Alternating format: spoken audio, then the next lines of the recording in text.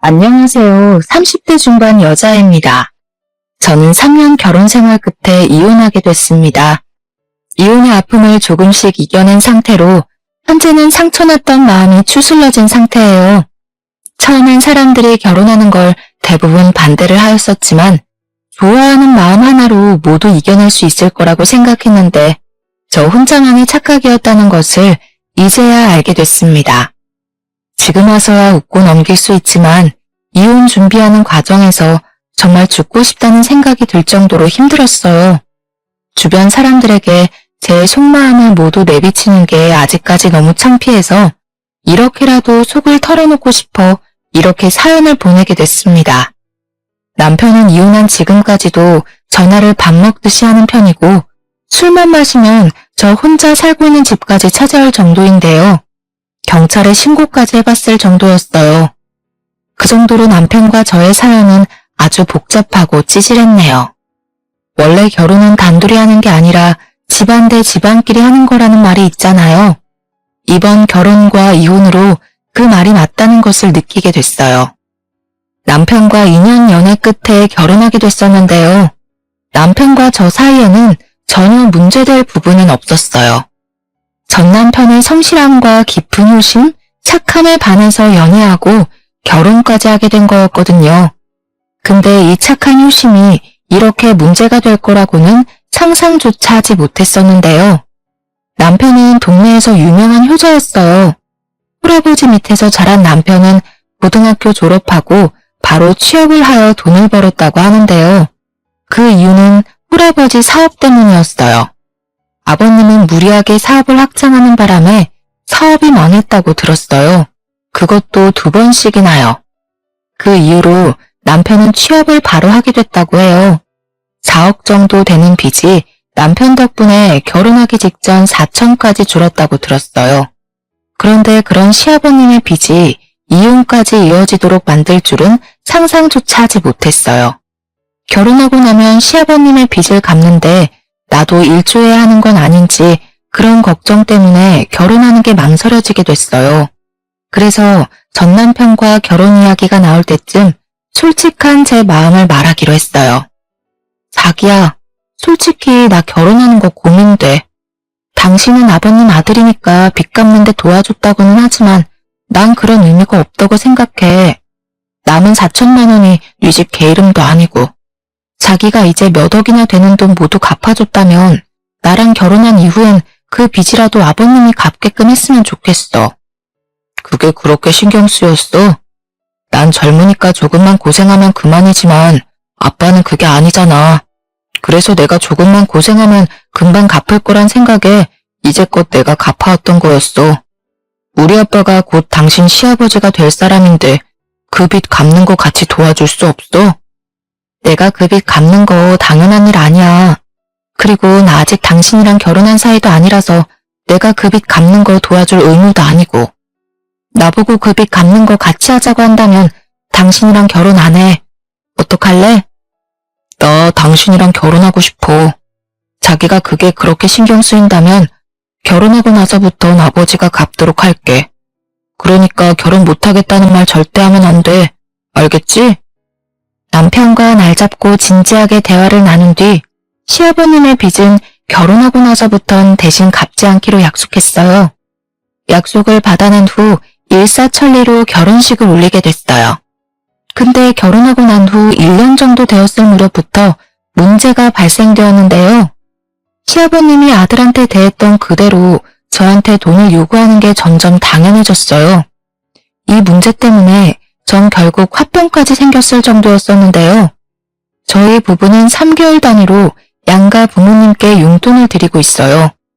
저도 나름 유명한 회사에 다니는 사람이고 남편도 결혼하고 난 이후부터 본인이 다니고 싶었던 친구 회사에 다니면서 일도 같이 배워가고 있었죠. 우리 둘 다 벌이가 나쁘지 않았었기 때문에 양가 부모님께 용돈을 드리는 것 자체가 어렵진 않았어요. 양가 부모님께 각각 30만 원씩 용돈을 드리고 있었는데 아버님의 행동이 기가 막혀서 말이 나오지 않을 정도였어요. 아영아, 갑자기 찾아와서 미안하다. 뭘요? 오늘 연차라서 저 혼자 집에 있었어요. 아버님은 이 이른 시간엔 어쩐 일로 오셨어요? 미리 전화 주시면 제가 아버님 댁으로 갔었을 텐데. 너한테 할 말이 있어서 직접 찾아왔다. 잠시 앉아서 얘기 좀 할 수 있겠니? 과일 바구니를 사서 집까지 찾아오셨더라고요. 이른 아침부터 아버님이 찾아오는 바람에 전 매우 놀랐어요. 식탁 앞에 앉아서 커피 한 잔 마시며 이야기를 나누게 됐는데요. 아버님의 표정이 너무 좋지 않아 걱정이 많이 됐었습니다. 커피만 홀짝홀짝 마시던 아버님께서 한참 입을 굳게 다물고 있다가 조심스럽게 입을 여셨는데요. 아영아, 너가 결혼하고 나서 며느리로서 너무 잘해주고 있어. 그게 참 고맙다. 재혁이랑 작은 단칸방에서 살았었는데 사돈께서 나 혼자 편히 살 수 있게 전셋집도 구해주시고, 아영이 너가 용돈도 자주 챙겨주고 난 정말 너한테 많이 고맙다. 아니에요. 당연히 해야 할 일이니까 한 거였어요. 아버님 혹시 무슨 일 있으신 거예요? 표정이 너무 안 좋아요. 사실 내가 지금 돈이 필요해서 말이야. 재혁이 모르게 30만 원 좀 줄 수 있겠니? 지난달에도 30만 원 정도 줬었는데 또 달라고 해서 미안하다. 네? 아버님께 돈 드리는 게 아까워서 그러는 게 아니라 아버님 요즘 돈 달라고 하는 일이 많으신데 무슨 일 있으신 거예요? 혹시 지금 다니고 있는 회사 그만두신 건지. 일 그만둔 건 아니야. 이 나이에 거기서 일해봤자 월급 얼마나 받겠니? 오랜만에 혼자 빚을 갚으려고 하니까 버겁기도 하고 혼자 사는 게 적적하기도 해서 여기저기 놀러도 다니다 보니 생각보다 지출할 일이 많구나. 저희도 버는 게 한정되어 있는데 한 달에 3, 40만 원씩 달라고 하는 일이 많으니까 좀 부담돼요. 아버님께 용돈을 안 드리고 싶어서 그러는 게 아닌 거 아시죠? 그래도 급한 일 있으신 것 같으니까 이번엔 드릴게요. 이젠 이런 일이 되도록 없었으면 해요, 아버님. 이런 식으로 아버님이 돈을 달라는 빈도수가 점점 많아졌어요. 3개월 단위로 줬던 용돈을 한 달에 한 번, 2주에 한 번씩 주게 됐었고요. 아무리 저희 부부가 돈을 부족하지 않게 벌고 친정 부모님이 넉넉한 집안이라고 해도 아버님께 이런 식으로 용돈을 자주 주니 부담스럽고 화가 나기 시작하더라고요. 아버님의 돈 요구가 잦아지니 아버님의 전화를 일부러 안 받은 적도 있어요. 전화 안 받으면 이런 식으로 직접 집까지 찾아오시니 돈을 아예 안 드릴 수도 없고요. 남편 몰래 저한테 돈 달라고 요구하는 일이 많아졌고 저도 일일이 남편에게 말하지 않았었는데요. 결국 전 남편에게 솔직하게 말하기로 결정했어요. 퇴근하고 집에 도착한 남편을 소파에 앉히고 아버님에 대해 이야기하기 시작하게 됐는데요. 자기야, 당신한테 아버님에 대해 말할 게 있어. 당신 몰래 아버님한테 돈을 몇 번 드린 적이 있어. 원래 우리가 3개월에 한 번씩 부모님께 용돈을 드리고 있잖아. 근데 아버님이 당연하게 돈을 달라고 하시더라고. 처음엔 급하게 쓸 일이 있나 보다 하고 몇 번 그냥 드렸었는데 이젠 2주에 한 번꼴로 20만 원, 40만 원 이렇게 돈을 달라고 하시니까 버겁고 부담되더라고. 아버님은 자기한테 말하지 말라고 신신당부하시는데 이젠 당신한테 숨길 수 없을 것 같아서. 아빠가 그랬다고? 정말? 그럴 사람이 아닌데. 나한테도 그렇게 돈 달라고 요구한 적이 없던 분이라. 우리 결혼 전에 아버지 빚 갚는 거 안 하기로 했었잖아. 생각해보니 이거야말로 아버지 빚 갚는 거랑 뭐가 다를까 싶더라고. 당신도 가끔 보면 아버님께 따로 용돈 간간히 드리는 것 같던데 맞아? 우리가 아무래도 월급 각각 관리하니까 내가 쓸 돈 조금 쪼개서 아빠한테 가끔 주지. 그것까지 뭐라고 하려는 거야? 나도 아버님이 달라는 대로 주긴 했지만 당신도 아버님께 돈 너무 자주 주지 마. 아버님이 돈을 아예 안 버시는 것도 아니잖아. 작년부터 큰아버지 회사 공장에서 일 다니기 시작했다며. 아버님도 돈 버는 입장인데 어디 쓰시려고 그렇게 돈을 달라고 하시는 건지 모르겠어. 당신이랑 나한테 각각 용돈 다 받아가시는데 그 많은 돈을 어디에다 쓰시는 건지. 지금부터라도 아버님께 따로 돈 드리는 일 없도록 하자. 아버님이 안쓰러워서 달라는 대로 드리긴 했지만 지금부터라도 바로 잡자. 자기랑 결혼 전에 대출금 안 갚기로 약속했었지만 그래도 우리 아빠인데 하나하나 너무 따지는 거 아니야? 우리 아빠도 연세가 있는 편인데 혼자서 모든 걸 하려고 하니까 힘들어서 그러신 거잖아. 이번만 조용히 넘어가주면 안 될까? 나랑 결혼하기 전에 약속했던 거 까먹지 마. 우리도 돈 모아야 하는 입장에서 자꾸 아버님한테 돈 계속 주게 되면 모아야 할 돈까지 모으지도 못해. 넌 이럴 때 보면 감정이란 게 없는 것 같아. 반대로 생각해서 장인어른이 우리 아빠 입장이었으면 너도 도와줬을 거잖아. 이제 와서 말이 좀 달라져서 미안한데 대출금 모두 갚아달라는 말 하지 않을 테니까 아빠한테만 조금씩 용돈 더 주면 안 될까? 나 나쁜 사람 만들지 마. 아버님한테 10만 원씩 조금 더 주는 건 가능할지 몰라도 매달 돈 드리는 건 안 돼. 친정한테 주는 것처럼 동일하게 3개월에 한 번씩 용돈 드리는 걸로 하자. 그렇게 남편에게 모든 걸 다 터놓은 뒤 아버님께 따로 용돈을 더 드리지 않기로 마음먹게 됐어요. 남편도 대화를 나누고 난 뒤 아버님께 따로 전화해서 앞으로 자기 없는 사이에 집에 찾아오거나 하는 일 없었으면 한다고, 그리고 급한 일 아니면 자주 돈 달라는 일 없었으면 한다고 하더라고요.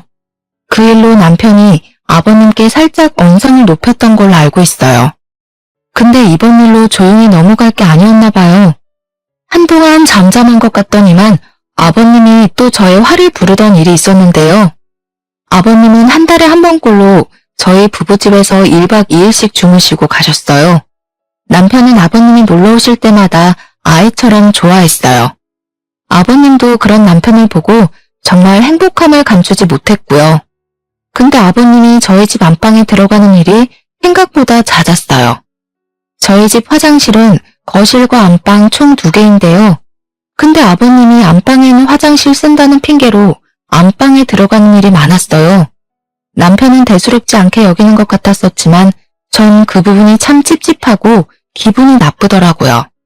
결국 전 참다 못해 안방에 들어가지 않았으면 한다고 솔직하게 말했고 아버님은 알겠다고 말씀하신 후 안방에 들어가는 일이 줄게 되었는데요.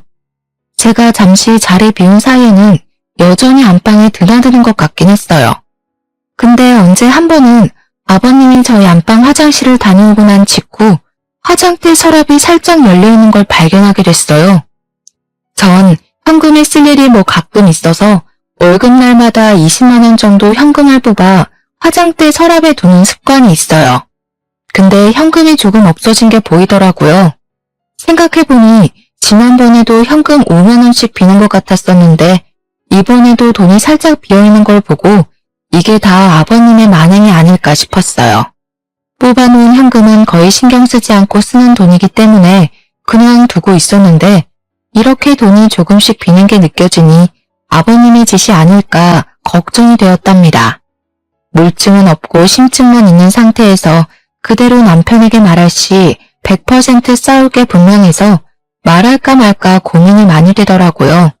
물증을 잡기 위해서 어떻게 하면 좋을까 고민했는데 친한 친구가 집에 홈캠을 설치해보라며 권유하더라고요. 집에 돈이 조금씩 없어져서 미치겠어. 분명 아버님 짓인 것 같은데 심증만 있고 물증이 없으니. 이걸 남편한테 그대로 말하면 화낼 게 분명하고 5만 원 이런 식으로 가져가니까 그동안 몰랐었던 거야 내가. 근데 이번만 훔쳐간 게 아니라 많은 것 같아. 이제까지 빠진 돈 계산해보니까 대략 50만 원 이상 되더라. 홈캠 설치해봐. 나도 우리 시엄마가 자주 집에 들락날락해서 그것 때문에 홈캠 설치했거든? 근데 진짜 좋더라. 보고 싶을 때마다 집 상황 실시간으로 볼 수 있어서 좋았어. 증거로 사용해도 좋고. 그래서 남편과 아버님 몰래 집에 홈캠을 설치하게 됐어요. 초소형 홈캠을 설치한 후 증거를 모으기로 했어요. 그렇게 홈캠을 설치한 걸 잠시 잊고 있던 중 은은히 볼 일이 있어 간 김에 통장 정리를 하게 된 적이 있어요. 이왕 통장 정리한 김에 남편 통장도 같이 정리하기로 했는데요. 통장 정리를 하면서 충격적인 사실을 알게 됐어요. 남편 통장 내역을 확인하였는데 알고 보니 남편이 아버님의 빚을 모두 해결해준 사실이었어요. 매달 남편이 자신의 월급 절반 가까이 아버님에게 드렸었고 그것도 모자라 아버님의 빚을 주기적으로 내주고 있었더라고요. 그 사실을 알게 된 전 남편에게 많이 실망하게 됐었습니다. 분명 결혼한 순간 합의 없이 시아버님께 돈을 드리는 일 없도록 하기로 했었는데 그런 약속을 무시하고 시아버님께 그대로 돈을 전부 드렸다는 생각에 열받았어요. 그리고 남편과 공동 생활비 목적으로 사용하고 있던 통장이 있는데요. 거기에 자율적으로 돈을 각각 넣어서 우리 부부 생활비로 사용하고 있었어요. 넣으면 넣는 대로 사용했었기에 안에 얼마나 있는지 확인한 적이 없었거든요. 아무래도 각자 돈은 각자 사용하고 있다 보니까 외식하거나 장볼 때 말고는 신경 쓸 일이 없었어요. 관리비나 공과금 같은 것들은 신용카드로 자동이체가 되고 있었기에 크게 문제가 되지 않았어요. 뒤늦게 공인통장을 확인해보니 이제껏 줄곧 저만 100만 원 이상 입금했었지 남편은 입금하지 않은 날이 많았더라고요. 넣어봤자 50만 원조차 넣지 않았어요. 전 배신감이 몰려왔습니다. 효심이 깊은 사람인 줄은 알았지만 남편으로서 이렇게 꽝인 줄은 몰랐네요. 이왕 이렇게 된 거 이제까지 녹화되었던 홈캠 영상도 확인하게 됐는데요. 아버님이 이제껏 화장대 서랍에 있었던 돈을 조금씩 훔쳐갔었던 게 맞았습니다. 처음엔 심증만 있었는데 이렇게 물증이 생기니 이건 가만히 있을 수 없다고 생각하여 남편과 퇴근한 후 제대로 얘기하게 됐어요. 소파에 앉아있는 남편에게 통장을 던지며 소리를 버럭 질렀고 그런 나를 보고 당황스러움을 감추지 못했던 남편은 왜 그러냐고 묻기 바빴습니다. 지금 뭐 하는 짓이야? 도대체 왜 그러는데? 이 통장은 또 뭐야? 당신 내 통장 만졌어? 당신 나 몰래 아버님 비 다 갚아줬더라? 그 돈이 다 어디서 나서 갚아준 거야? 그리고 아버님 빚 말고도 매달 용돈 꼬박꼬박 줬더라. 당신 돈 모을 생각은 죽어도 없나 보네. 남편은 저의 말을 듣고 아무 말 못하고 바닥에 떨어진 통장을 한참을 보고 있었습니다. 남편은 저와 약속한 게 있었고 그걸 깬 사람이 남편이었기 때문에 섣불리 말을 하지 못했어요. 분한 저는 남편에게 소리를 고래고래 지르면서 사람이 어떻게 그럴 수 있냐고 말했습니다. 그래, 당신이 알게 된 김에 다 말할게. 나 아빠 빚 모두 해결해줬어. 우리 아빠 7순이 넘은 사람이야. 근데 나이도 많은 우리 아빠가 돈을 어떻게 다 갚을 수 있겠어. 공장에서 버는 돈도 다 한계가 있는데 너는 아빠를 가족이라고 생각하긴 하냐? 사람이 어떻게 본인 혼자만 생각해? 난 분명히 이 문제 때문에 결혼 안 한다고 했었어. 근데 그거 감수하고 결혼하자고 했던 사람은 당신이야. 이제 와서 아버지가 안쓰럽다고 돈 다 갚아줬다는 게 더 말이 안 된다고 생각해. 그래, 아버지 빚은 그렇다고 쳐. 근데 월급의 절반을 다 아버님께 매달 줬었더라? 정작 우리 공동통장엔 돈 전혀 넣지 않았었네. 이건 어떻게 생각해? 오히려 당신이 날 와이프라고 생각하지 않은 것 같은데. 어차피 우리 각자 번 돈은 터치 안 하기로 했었잖아. 근데 당신이 이렇게까지 화를 내는 게 이해가 안 가. 애초에 내 월급 당신이 관리하고 있었으면 모를까. 우리 생활비, 적금 꼬박꼬박 다 내놨으면 몰라. 오히려 우리 가정에 써야 할 돈은 따박따박 내지도 않았으면서 그런 말 하는 게 참 웃겨. 내가 이제까지 바빠져 제대로 살펴보지 않았던 게 바보 같다. 우리 그냥 이혼하자. 도저히 당신 같은 사람이랑 못 살아. 이럴 거였으면 아버님이랑 평생 단둘이 살지 뭐하러 나랑 결혼했어? 이혼이라니. 이혼 절대 못해. 이런 일로 이혼하는 게 더 바보 같은 일 아니냐? 도대체 아빠 빚 갚아준 게 뭐가 죄라고 이혼까지 해야 하냐고. 나 당신이랑 이혼 안 해. 안 해줘. 너가 조금만 마음 넓게 먹고 넘어가줘. 내가 도박을 하기라도 했어? 그냥 아빠한테 돈 좀 주고 싶어서 몇 푼 돈 들인 거 가지고 이혼 얘기를 왜 하냐? 내가 아버님 때문에 미치겠다고 말하잖아. 도대체 내 말을 뭘로 들어왔던 거였어? 내가 싫다는 말 안 들려? 제발 내가 싫다는 거 안 하고 조용히 살 수 없었던 거냐고. 부부라는 게 뭐야? 서로 싫어하는 부분 최대한 고쳐가고 맞춰야 하는 거 아니냐고. 당신은 날 속이면서까지 내가 싫어하는 행동을 한 거야. 그럼 내가 당신이랑 살 이유가 없어진 거지. 그러니까 내 말대로 이혼해. 당신이나 아버님 이제 신경 쓰면서 살고 싶지 않아. 나랑 이혼하고 편하게 아버님 뒷바라지하면서 편하게 살아. 눈치 보지 말고. 이혼이 그렇게 쉬워? 말이면 다인 줄 알아? 당신이랑 절대 이혼할 일 없을 거야. 언성이 높아지고 서로의 입장이 맞다고 우기고 있는 상황이었어요. 결국 말이 통하지 않아 저는 간단히 짐을 챙겨 집을 나가게 됐어요. 남편은 나가지 말라고 끝까지 말렸었지만 전 그런 남편을 밀치고 무작정 집에서 나갔었답니다. 너 한 발자국만 더 움직여봐. 가만 안 둬? 가만 안 두면 어쩔 건데 이혼 준비는 하고 있어. 전 그렇게 무작정 혼자 나가게 됐고 막상 나오니 어딜 가야 할지 고민이 되었어요. 지금 이 밤중에 이혼 문제로 집에 나왔다는 걸 속 시원하게 말할 사람이 없더라고요. 그렇게 한참을 밖에서 시간을 보내다가 결국 근처 저렴한 숙박업소에 가서 지내기로 했어요.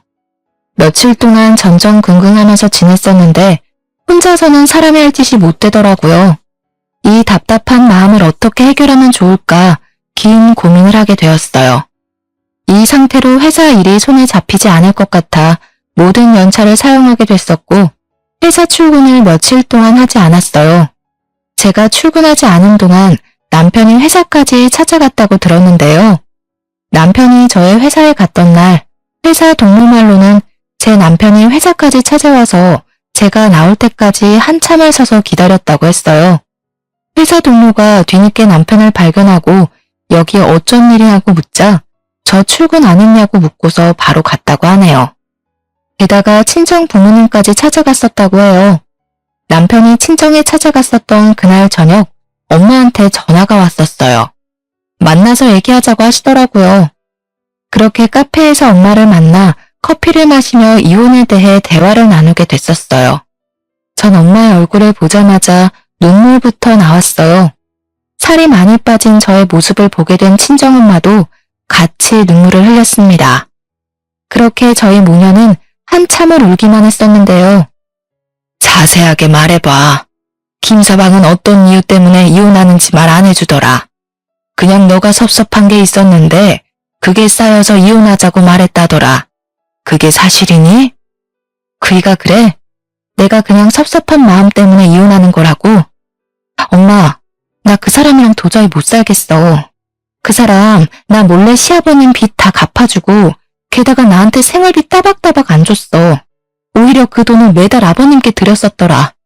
난 그것도 모르고 생활비 통장에 돈 제때 넣어왔었고.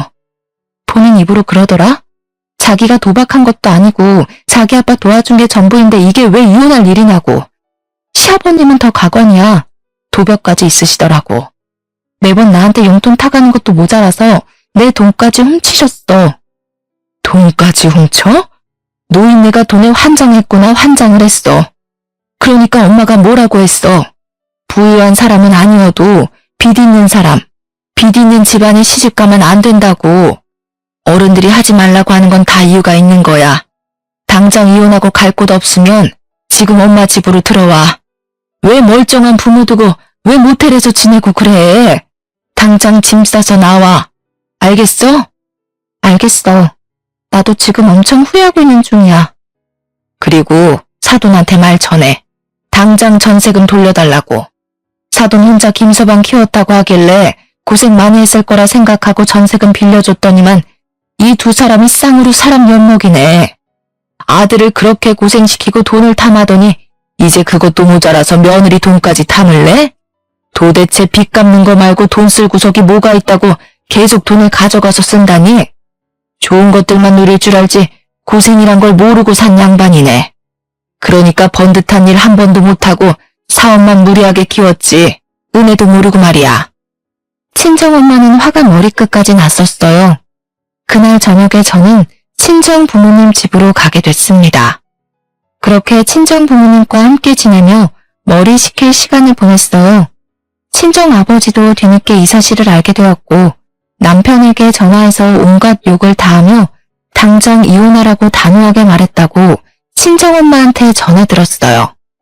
그렇게 오랜 시간 정리한 끝에 이혼하기로 굳게 마음먹게 됐었고 남편에게 퇴근하고 시아버님 댁에서 만나자고 문자를 보냈습니다. 그렇게 저녁에 아버님 댁으로 바로 달려갔어요. 아버님 댁에 도착하니 남편 몰골이 말이 아니더라고요.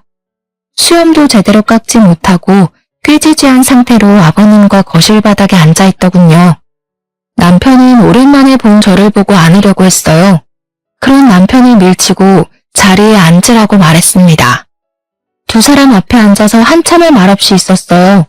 제가 한참 말없이 앉아 있으니 남편은 그런 제 앞에 무릎 꿇고 앉아 손을 싹싹 빌며 사과했습니다. 시아버님도 소리 없이 눈물을 보이며 미안하다는 말 한마디를 하셨어요. 아영아, 정말 미안하다. 어른이 돼가지고 너희들 사는데 도움은 못 될 망정 오히려 사이를 갈라놓는구나. 재혁이가 이제까지 나한테 준 돈 천천히 갚으마. 그러니까 우리 재혁이 한 번만 봐줘.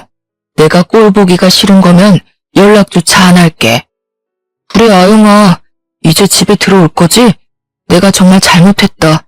내가 잠깐 미쳤었던 것 같아. 그러니까 당장 집에 들어와. 장모님 장인 어른한텐 내가 따로 다 설명할게. 아버님이 그렇게 말씀하셔도 저 이 사람이랑 이혼합니다. 아들 그렇게 아끼시는 분께서 절 감쪽같이 속이셨네요. 이 사람 아버님 빚 갚겠다고 어릴 적부터 고생이란 고생은 다 한 사람이에요. 아버님은 이 사람 돈 갚고 있을 때 뭐하고 계셨어요? 대출금 말고도 이 사람한테 가져갔던 돈 모두 어디다 쓰신 거냐고요. 저 아버님 이해할 수가 없어요.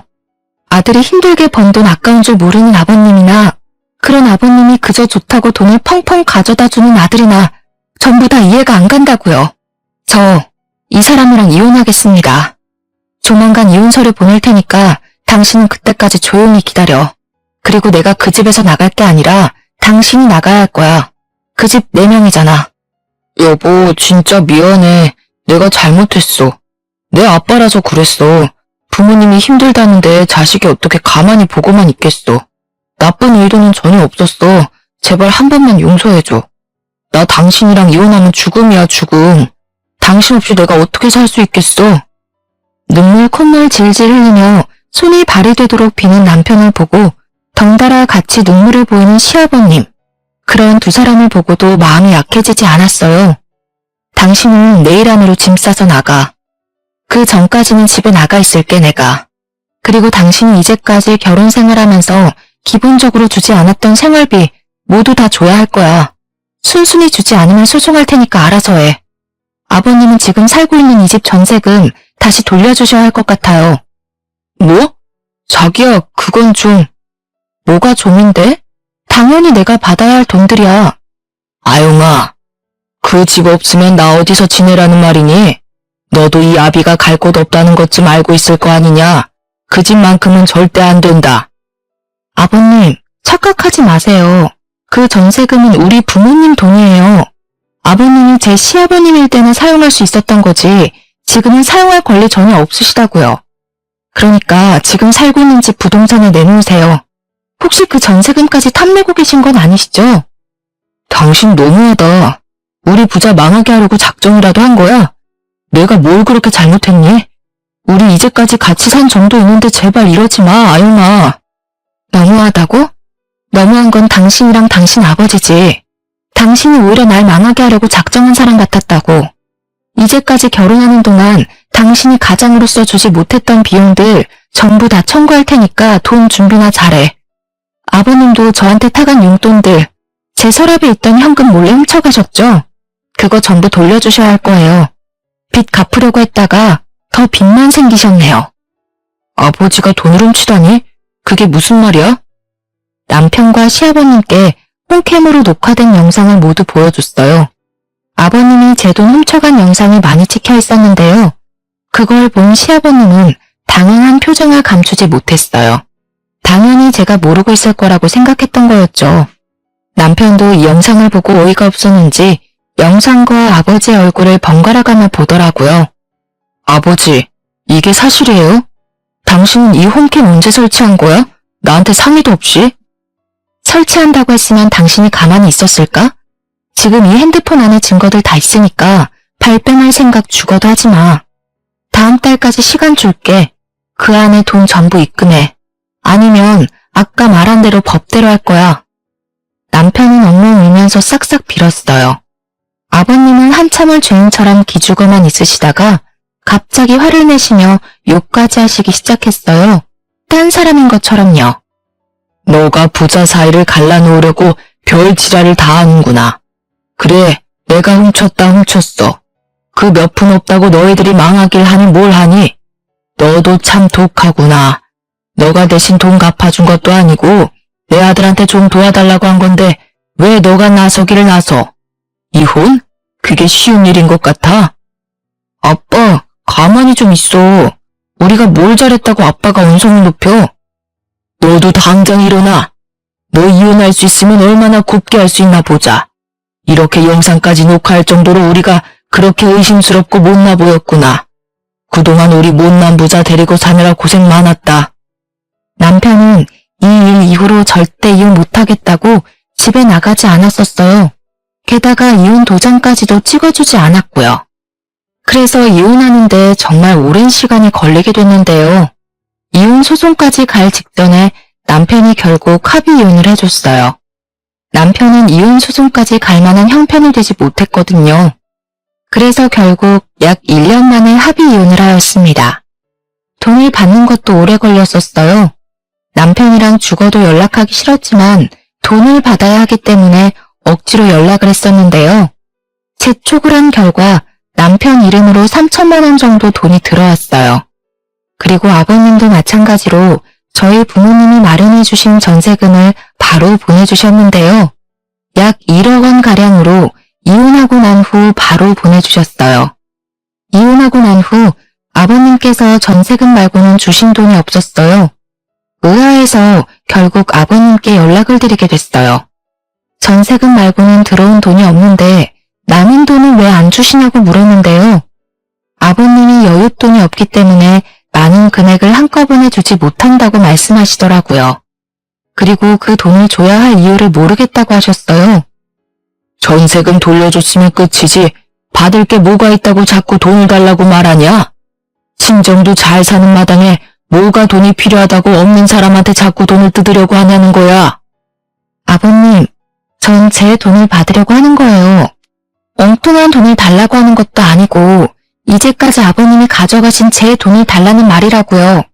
근데 그게 왜 제가 받을 돈이 아니라고 말씀하시는 거예요?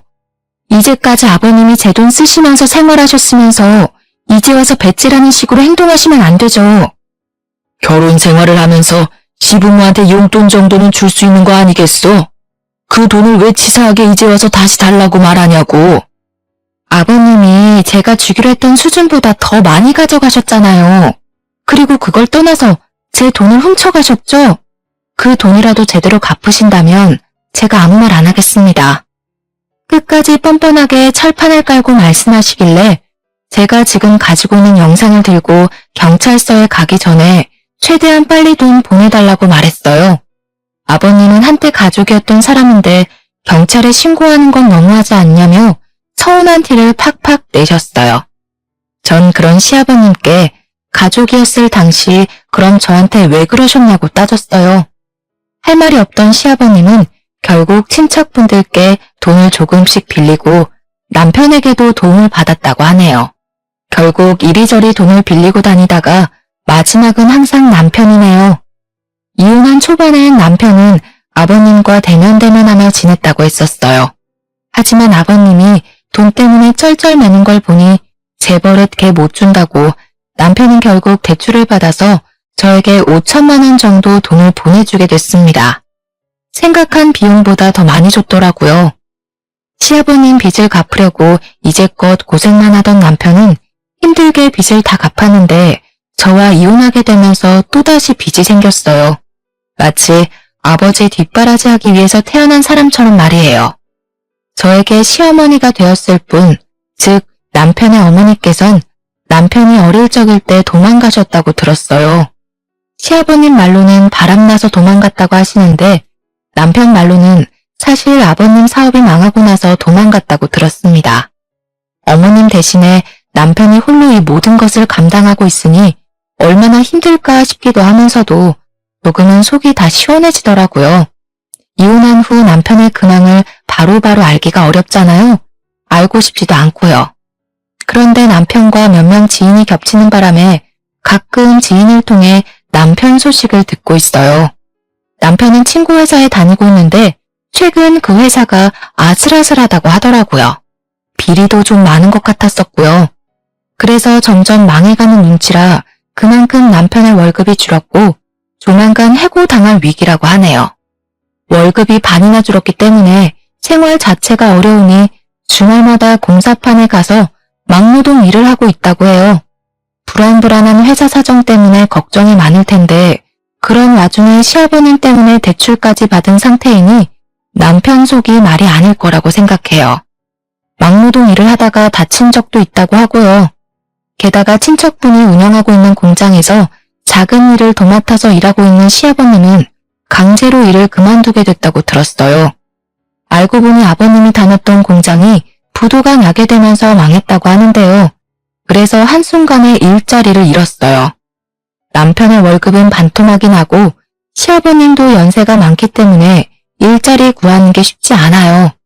아버님이 살고 있던 전셋집도 빠진 상태라서 결국 둘은 반지하 원룸에서 살고 있다고 하네요. 대출금이 있기도 하고 아무리 반지하라고 해도 서울에 있는 반지하도 비싼 법 아니겠어요? 회사가 하필 서울에 있기 때문에 아버님과 같이 살고 있는 반지하도 서울에 구했다고 하더라고요. 월세, 대출금, 생활비 이런 걸 남편 혼자 모두 감당하려고 하니 버거웠는지 최근엔 남편이 주변 지인들한테 돈을 조금씩 빌려서 급한 불을 끌 정도라고 했어요. 자꾸 돈을 빌리는 남편 때문에 스트레스 받던 지인들은 결국 한두 명씩 떠나갔고 어떤 친구와는 주먹 다짐을 했었을 정도라고 들었어요. 빚이 빚을 낳는 법이라고 하잖아요. 저와 살 땐 이런 고민 하나도 하지 않았었지만 뒤늦게 혼자 모두 감당하려고 하니 젊었을 때와는 차원이 다르겠죠. 지칠 대로 지친 남편은 결국 술을 왕창 마시고 절 찾아온 적이 있었어요. 그날 남편의 모습은 정말 사람이라고 믿기지 않을 만큼 많이 말랐고 꾀지지했어요. 그런 상태로 집 앞에서 무릎 꿇고 울며 불며 제발 합치자고 하더군요. 아영아, 이렇게 연락도 없이 찾아오게 돼서 정말 미안하다. 정말 미안해. 나 요즘 당신 하나 없다고 되는 일이 하나도 없어. 당신이 당연히 내 옆에 있을 줄 알았거든. 당신이 얼마나 나한테 중요하고 소중한 사람인 줄 몰랐어. 지금 알았다. 당신이 나한테 얼마나 소중한 사람인지. 술 마셨으면 곧장 집이나 가지. 여기서 왜 추태를 부려? 추태 부리지 말고 당장 가. 동네 사람들 다 보잖아. 그리고 당신 이제 와서 이러는 거 진짜 찌질한 거 알지? 나 당신 얼굴 죽어도 보기 싫으니까 당장 집으로 돌아가. 다음부터 찾아오는 일 없었으면 좋겠어. 아영아, 나랑 다시 합치자. 나한테 기회 한 번만 더 주면 예전처럼 하는 일 없을 거야. 너가 아빠 안 보고 살고 싶다면 그렇게 할게. 나랑 같이 사람만 준다면 이제까지 내가 잘못한 거 다 갚으면서 살게. 제발 나한테 기회 좀 줘. 쥐뿔도 없는 당신이랑 내가 왜? 당신 아버지 때문에 또 빚진 거 아니었어? 또 대출금 갚으면서 살아야 하는 당신이랑 내가 왜 살아야 하는 건데? 더 이상 살기 싫어. 나 빚 트라우마라도 생긴 것만 같아. 빚이란 단어만 들어도 구역질이 나올 지경이야. 앞으로 내 앞에 얼씬거리지 마. 당신 얼굴만 봐도 지겹고 토나와. 알겠어? 당신이랑 이혼만 안 했어도 원래 없었을 대출금이야. 이 돈 금방 갚을 수 있어. 당신한테 절대 신경 쓰이게 안 할게. 진짜야. 내가 이렇게 빌게. 한 번만, 딱 한 번만 다시 생각해줘. 나 진짜 당신 없으니까 죽을 것 같다고. 사는 게 사는 것 같지가 않아. 사람 그렇게 쉽게 안 죽어. 너 술 먹고 이렇게 막무가내로 찾아오면 경찰에 신고한다. 그러니까 썩 꺼져. 앞으로 내가 너 때문에 신경 쓰는 일 없도록 해줘. 남편은 이 일 이후로 몇 번을 더 찾아왔어요. 꽃바구니, 고기 등등 각종 선물도 몇 번 놓고 가기도 했고요. 이렇게 선물 보낼 돈 있으면 돈이나 한 푼 더 갚지. 전화와 문자도 하루에 수십 통도 했었는데요. 지금은 예전에 비해 찾아오거나 전화오는 일은 줄었지만 여전히 힘들 때마다 저한테 전화하는 건 여전하더라고요. 지금은 내가 그리워서 그러는 게 아니라 습관처럼 전화하고 찾아오는 것 같아요. 가끔 돈 때문에 힘들 때마다 전화하는 눈치인 것 같고요. 전 이번 결혼과 이혼을 통해서 결혼은 정말 신중하게 해야 한다는 것을 알게 됐어요. 전 남편과 시아버님도 이번 일로 정신 차릴 수 있는 계기가 되었으면 했어요. 빚 하나로 와이프였던 저와 친구들을 잃은 남편은 제발 정신 좀 차리고 똑바로 살았으면 하네요. 특히 시아버님은 더더욱 말이죠. 나이 먹었다고 해서 다 어른은 아닌 것 같아요. 전 나중엔 시아버님처럼 살고 싶지 않다고 생각했네요. 지금까지 제가 살아온 이야기였는데요. 이렇게 말로만 들어도 천불이 나지 않나요? 이혼할 당시 정말 가슴이 찢어질 정도로 아팠었지만 지금은 정신 차리고 제 할 일 열심히 하면서 지내고 있어요. 신기하게도 결혼 생활을 유지하고 있을 땐 그렇게 원하던 승진이 되지 않았었는데 이혼하고 몇 달 지나지 않아 바로 승진하게 됐어요. 제가 이혼했다는 소식을 들은 친구 몇 명은 저한테 선 한 번 볼 생각 없냐고 묻기도 하는데요. 남편과 이혼하고 난 이후 결혼이나 연애에 대한 생각이 확 사라졌네요. 나중은 모르겠지만 지금 현재로서 혼자 사는 게 제일 좋거든요. 친정 부모님도 한번 된통 당했으면 됐지 뭘 선볼 생각을 하냐고 그러시고요. 한때 쫄딱 망한 남편에게 흔들릴 뻔하기도 했었지만 마음을 바로잡고 제 할 일에 집중을 하면서 지내다 보니 좋은 일이 뒤따르게 되네요. 불쌍하다고 받아준다면 제가 더 불쌍해질 것 같거든요. 사람은 결코 죄를 짓고 살아서는 안 된다고 생각합니다. 어디 가서 제 이혼 이야기를 터놓고 말할 수 없었는데 이번 계기로 답답했던 마음이 싹 사라진 것 같네요. 지금까지 제 답답하고 길고 긴 사연 들어주셔서 감사합니다.